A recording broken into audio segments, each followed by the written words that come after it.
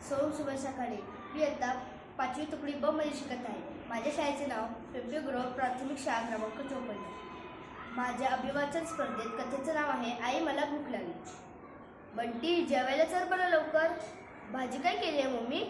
पालकाची भाजी. आणि शी मला नाही आवडत पालक. आणि काय ग रोज रोज भाजी पोळी? मी नाही जेवणार. अरे आज सकाळी तर पावभाजी केली होती, आता पोळी भाजी खा. मी नाही खाणार जा. मॅगी करून देणार असेल तर जेवेल. सकाळ संध्याकाळच्या जेवणाची असो का टिफिनची, हा प्रेमळ संवाद हल्ली सर्वांस ऐकायला मिळतो. आमची पिढी भूक लागली तरच जेवायची. आजची पिढी ताटात काय आहे ते बघून जेवायची की नाही ते ठरवते. मग भूक लागली असो वा नसो. खरे म्हणजे भूक लागलेली असताना जेव्हा जेवायचा आग्रह केला जातो तेव्हा असे नखरे सुरू होतात. भूक लागली की शरीर पुन्हा पुन्हा आठवण करून देत असते, आई मला भूक लागली, जेवायला वाढ. इतरांनी हळवं व्हायची गरज नसते. आमचे सकाळ संध्याकाळचे जेवण हे सहभोजन असायचे. ज्वारीची भाकरी आणि तूर डाळीची आमटी अगदी दररोज. तरीही ती कंटाळा यायचा नाही, कारण भूक लागली असायची. आपण काय खातो यापेक्षा कधी, कसे आणि कुणाबरोबर खातो हे महत्त्वाचे असते. पाकसंस्कार आणि अन्नग्रहण संस्कार असतील तर तो यज्ञकर्म होतो.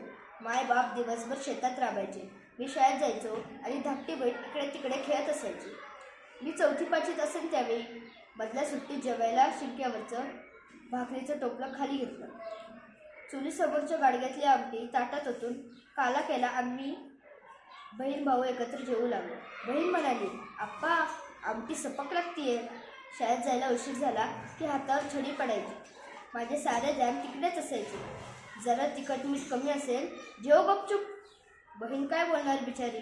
संध्याकाळी आई म्हणाली, आमटी तर तशीच आहे, भाकरी कशाबरोबर खाल्ली? आमटीचे गाडगे चुलीच्या पाठीमागे होते. स्वयंपाक झाल्यानंतर तवा, काठवत इत्यादी धुतलेले पाणी चुलीसमोरच्या गाडग्यात होते. माझ्या पोटात भूक होती, डोळ्यात शाळा होती. चवीचा विचार करायला वेळ कुठं होता? सकाळचा स्वयंपाक झाल्यावर गाईला घास जायचा, ग्रामदैवताला नैवेद्य जायचा आणि मग जेवायला मिळायचे. सणासुदीला तर अजूनच उशीर व्हायचा. त्या दिवशी आमचे गुरुस्वामीजी शिवपूजेला जायचे. त्यानंतर घरातली मंडळी बसायची. कडकडून भूक लागल्यानंतर पदार्थाला चव असो वा नसो, तोंडाला मात्र चव असते आणि पचनही व्यवस्थित होते. माझा बाप म्हणायचा, पोटात आग लागली की झाडाचा पालाही गोड लागतो. बालपणी आमच्या मनावर कोरली गेलेली ही संस्कार शिल्पे आज संध्याच्या भिगोवीत असतानाही ताजीतवानी आहे. 1972-73 साल असावे. आंध्र, कर्नाटक आणि महाराष्ट्राच्या सीमेवरील उमरगा येथील श्री छत्रपती शिवाजी महाविद्यालयात मी शिकत होतो. आमच्या वसतिगृहात रविवारी फिस्ट असायची, चपाती, आमटी आणि भात. संध्याकाळी बोर्डिंगला कुलूप असायचे. एका रविवारी आम्ही मित्रमंडळी सायकलीवर बसून कन्याला सिनेमा बघायला गेलो. रात्री 9 ते 12च्या खेळायला. सिनेमा सुटल्यावर आम्ही काही मित्र निघालो. सकाळी खाल्लेल्या फिस्टची वाट लागली होती. रस्त्याकडेच्या टपऱ्या टुपऱ्या बंद झालेल्या.